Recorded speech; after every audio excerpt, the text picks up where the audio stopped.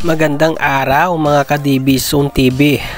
Atin niyang balikan itong stats ni Kai Sotto pagdating dito sa rebounding. Ano nga ba ang mga adjustments at improvements ng ating pangbato na si Kai Sotto kung bakit biglang taas nga ng stats nito pagdating sa rebounding? Kinagulat nga ng mga fans, lalong-lalo na ng mga bashers ni Kai Sotto nang biglang taas nga ng rebounding nito. Sa huling 3 laro nga ay nag-average itong si Kai Sotto ng 11 rebounds. At ano nga ba ang dahilan kung bakit naitala niya ito? Tara't silipin natin yung mga ginawang adjustments si Kai Sotto para maitala niya ang stats na ito sa rebounding. At eto nga, yung unang nakita nating improvement si Kai Sotto, no? Pagdating sa box out, ginagamit niya na ngayon yung dalawang kamay niya sa pag-box out talagang. At dito nga sa play na ito ay makikita nyo na ginamit ni Kai Sotto ang kanyang dalawang kamay para diinan yung bantay niya. At nang maramdaman niya na medyo na itutulak siya rito, kinawit niya yung bola palabas para mapunta sa kanya ang bola at nag-result nga yan ng isang rebound. At dito naman sa play na ito ay makikita natin na mas ginagamit na ni Kai Sotto ang height advantage, ano? Which is naging useful nga kontra dito sa Chiba Jets, na kung saan ay naging suki niya nga itong sentro ng Chiba dahil alam niya na mismatch sa kanya ito pagdating sa height, ginagamitan niya na lang ng talon o taas ng talon at ganda ng timing na naging effective naman. At may ilan nga tayong nakitang panggugulang ni Kai Sotto, no, para makakuha ng rebounds. Isa na nga rito yung point guard ng Chiba Jets sa tinukuro niya sa likod para makuha ang rebound. At eto pa nga yung isang napansin ng nakararami kay Kai Sotto na naging masipag nga ito sa pagtalon. At hindi lang yan, dahil nagdo-double jump pa nga ito para makuha ang bola, which is napakaganda, no? Kasi malalaman natin dito na may improvement ang body movement ni Kai Sotto. Ito pa mga kaibigan, no? Isang pasimpleng tukod at hawi sa kalaban para hindi ito makasabay tumalon sa rebound.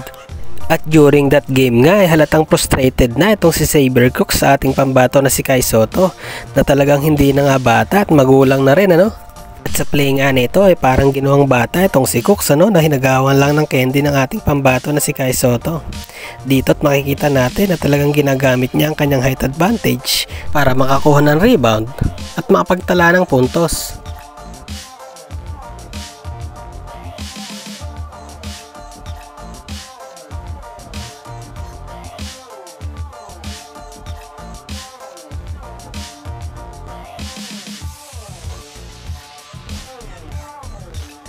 Dito nga sa play na ito ay makikita natin yung sipag ni Kai Sotto sa pagtalon, ano?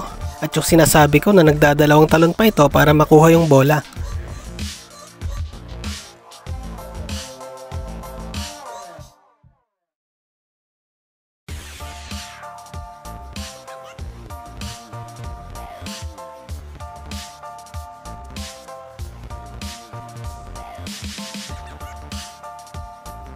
At eto pa yung isa, na yung dating Kai Sotto na pinapanood nga lang yung bola after ito itira ng kasanggan niya o ng kalaban ay medyo nawala na. At sa mga play nga na ito ay makikita natin na lagi na itong nakatingin sa bola after itira at patungo na sa ilalim ng ring para abangan ang bola at i-rebound.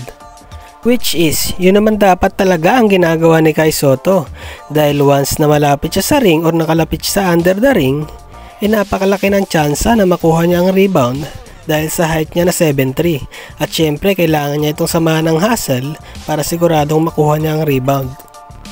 Which is, unti-unti na nga nating nakikita kay Kai Sotto kaya nga nag-improve or tumataas ang stats nito pagdating sa rebounding. At asahan nga natin na tuloy-tuloy itong stats ni Kai Sotto pagdating dito sa Gilas, Pilipinas dahil hindi naman basta-basta itong mga nakalaban ni Kai Sotto or nakakalaban niya sa bilig dahil hindi basta-bastang mga import din ang mga nakakabantayan nito, ano? E nasahan din natin na pagbalik nito sa Japan mas mahabang mga minuto pa at more plays para kay Kai Sotto. Siguradong malaking tulong sa kanya o makakatulong sa kanya para mapansin ulit ng mga NBA scouts at ng mas matataas pa na liga. Sa ngayon, kailangan niya muna siguro talagang mag-focus pagdating sa rebounding dahil madali lang naman para sa kanya ang scoring, lalong-lalo na kung may babalik niya yung kanyang shooting dito sa perimeter at ang mga old style na skyhook.